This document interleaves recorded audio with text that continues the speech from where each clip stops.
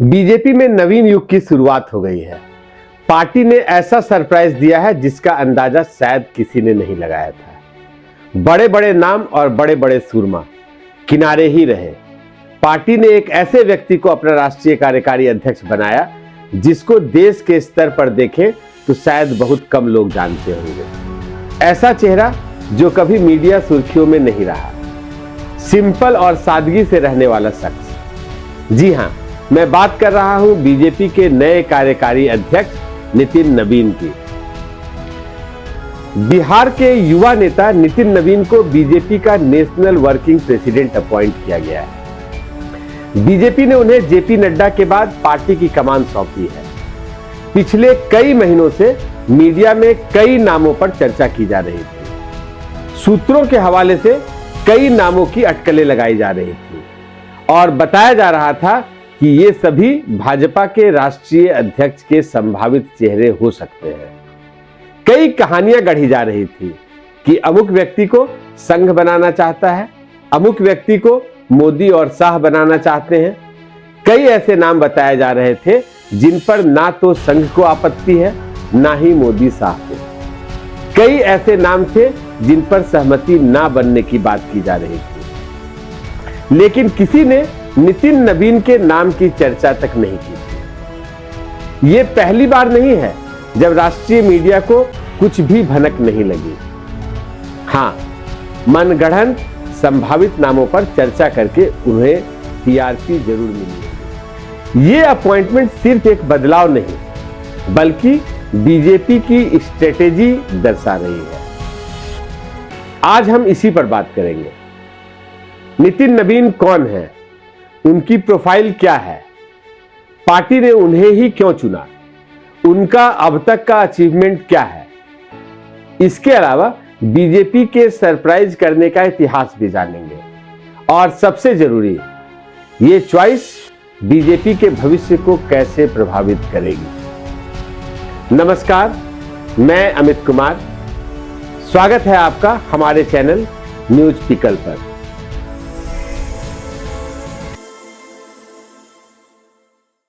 जहां हम राजनीति की गहराई में उतरकर उसको समझने की कोशिश करते हैं, उन फैसलों की भी पड़ताल करते हैं जो इतिहास रचते हैं।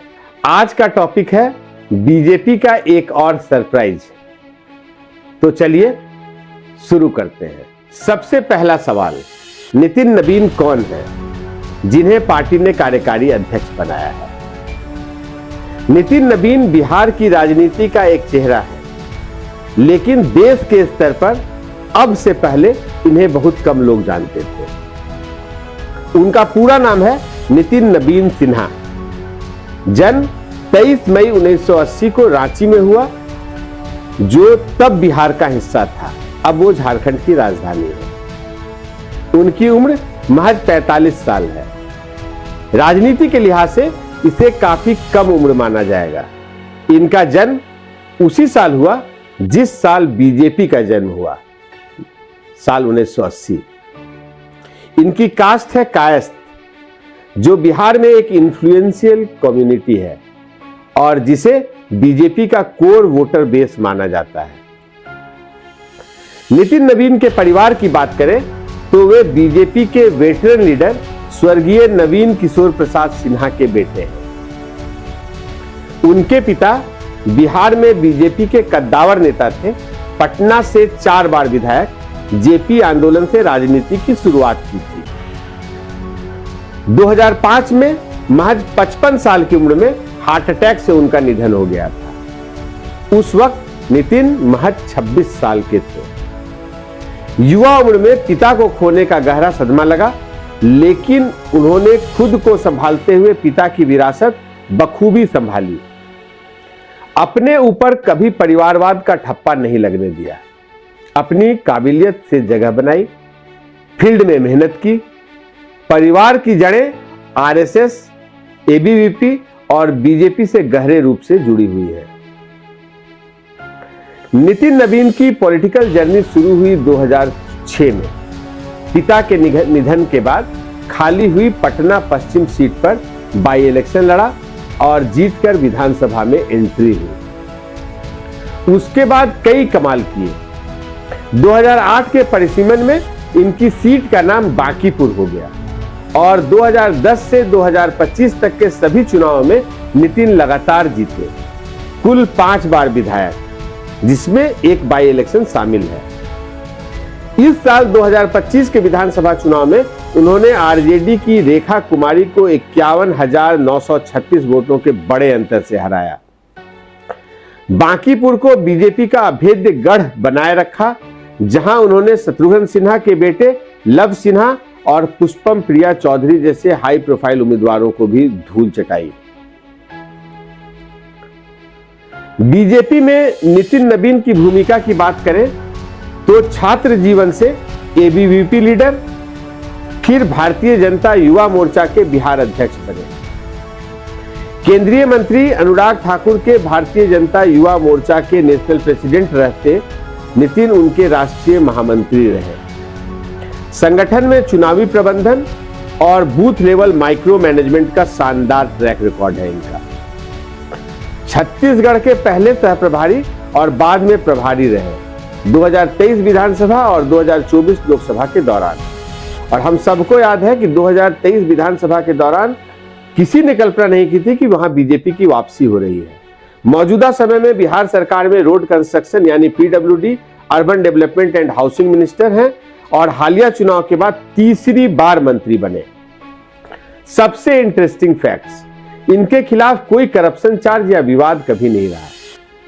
इलेक्शन हलफनामे के मुताबिक इनकी संपत्ति 3.1 करोड़ की है और लायबिलिटी 56.7 यानी 56.7 लाख रुपए की। यानी मोटे तौर पर कहें तो नितिन को राजनीति विरासत में मिली। पिता की विचारधारा में रचे बसे, लेकिन अपनी काबिलियत से आगे बढ़े। इनकी खासियत की बात करें, जो कि पार्टी ने भी इनके चयन में ध्यान रखा होगा, वो ये कि ये युवा चेहरा है और ऊर्जा से भरपूर है। भारतीय जनता युवा मोर्चा यानी बीजेवाईएम के राष्ट्रीय महामंत्री रहकर युवाओं को जोड़ा, आक्रामक और नई पीढ़ी की भाषा समझते हैं। इन्हें संगठन और सरकार का काफी अनुभव है। कम उम्र में विधायक, मंत्री, राज्य प्रभारी सबका अनुभव है। सब मिशन मोड में पूरा किया। इसके अलावा ये विवादों से दूर रहे हैं, क्लीन इमेज है, लो प्रोफाइल रहते हैं, कोई भड़काऊ बयान कभी नहीं दिया, भ्रष्टाचार का कोई आरोप नहीं है। बीजेपी को ऐसे सोबर चेहरे की तलाश थी जो सोशल मीडिया युग में युवाओं को कनेक्ट करे। भारत युवाओं का देश है, जहां दुनिया के सबसे ज्यादा जेन जी रहते हैं। इसके अलावा शहरी वोट बैंक पर पकड़ की रणनीति है पार्टी की। नितिन कैश समाज से होने की वजह से हिंदी पट्टी में जातिगत समीकरण भी साधते हुए सबको साथ लेकर चल सकते हैं। पिछड़ों, दलितों के साथ परंपरागत अगड़ी जातियों में भी संदेश गया है कि उनका ख्याल भी पार्टी रख रही है। साथ ही कठिन टास्क का इनका रिकॉर्ड है। बिहार संगठन मजबूत करने से लेकर छत्तीसगढ़ जीत तक इनका प्रदर्शन शानदार रहा है। नितिन नवीन के सबसे बड़े अचीवमेंट की बात करें तो वे 2023 का छत्तीसगढ़ विधानसभा चुनाव रहा है। उन्होंने भूपेश बघेल की अभेद्य सरकार को उखाड़ फेंकने में अहम भूमिका निभाई। वो छत्तीसगढ़ में बीजेपी के सह प्रभारी से फुल प्रभारी बने। महतारू वंदन जैसी रणनीतियां जमीन पर उतारी। उसका नतीजा यह हुआ कि बीजेपी की शानदार जीत हुई, जो उन्हें और बड़ी जिम्मेदारी देने के लिए पार्टी को कॉन्फिडेंस दिया।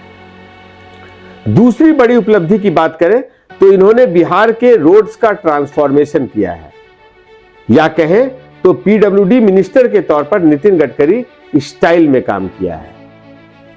2025 इलेक्शन में नेशनल मीडिया ने बिहार की सड़कों की काफी तारीफ की। तीसरा, लगातार 5 बार विधायक का चुनाव जीते, युवा मोर्चा में युवाओं को जोड़ने में भी महत्वपूर्ण भूमिका रही। कहें तो वे डिलीवरर हैं, सिर्फ टॉकर नहीं है। खुद प्रधानमंत्री मोदी ने एक्स पर नितिन नवीन के बारे में जो लिखा है नितिन नवीन ने एक मेहनती कार्यकर्ता के रूप में अपनी अलग पहचान बनाई है। वे एक युवा और परिश्रमी नेता हैं, जिनके पास संगठन का गहरा अनुभव है। बिहार में कई बार विधायक और मंत्री के रूप में उनका रिकॉर्ड बेहद शानदार रहा है। उन्होंने जनता की आकांक्षाओं को पूरा करने के लिए पूरी लगन से काम किया है। वे अपने विनम्र स्वभाव और जमीन से जुड़कर काम करने की शैली के लिए जाने जाते हैं। मुझे पूरा विश्वास है कि उनकी ऊर्जा और समर्पण आने वाले समय में हमारी पार्टी को और मजबूत करेगा। उत्तर प्रदेश के उप मुख्यमंत्री केशव प्रसाद मौर्य ने भी उनकी तारीफ करते हुए कहा, नितिन नवीन बहुत ही जुझारू और संघर्षशील नेता हैं। एक्स पर पोस्ट देखें तो सब इनके बारे में यही कह रहे हैं। युवा, मेहनती, ऑर्गेनाइजेशनल मास्टर, क्लीन इमेज वाला लो प्रोफाइल लीडर। बिहार से बाहर शायद नाम नया लगे, लेकिन बिहार में वो स्टार है। उनकी कास्ट बैकग्राउंड शहरी वोट बैंक पर मजबूत पकड़ देती है और वे सबका साथ वाली छवि रखते हैं। यानी ये कोई रैंडम चॉइस नहीं है। सबसे बड़ा रीजन परफॉर्मेंस रिवॉर्ड। बीजेपी ने साफ संदेश दिया, परफॉर्मर को ही इनाम मिलेगा। ये चॉइस बीजेपी की स्ट्रेटेजी दिखाती है। Merit based, non dynasty. Media को केवल नाम ही नहीं, अनाउंसमेंट टाइम का भी अंदाजा नहीं लगा। खरमास शुरू होने से एक दिन पहले ही नितिन नवीन का नाम अनाउंस कर दिया गया। और अगर आप ध्यान देंगे तो कल कांग्रेस की एक बड़ी रैली थी और जो टाइमिंग है वो टाइमिंग मीडिया की दृष्टि से अगर बात करें तो मीडिया का स्पेस सब कुछ नितिन नवीन के नाम पर रहा। नितिन नवीन के चयन से यह स्पष्ट है कि भारतीय जनता पार्टी का शीर्ष नेतृत्व प्रत्येक कार्यकर्ताओं के कार्य पर पैनी नजर रखती है। अमित शाह एक बूथ लेवल कार्यकर्ता से आज देश के गृह मंत्री हैं।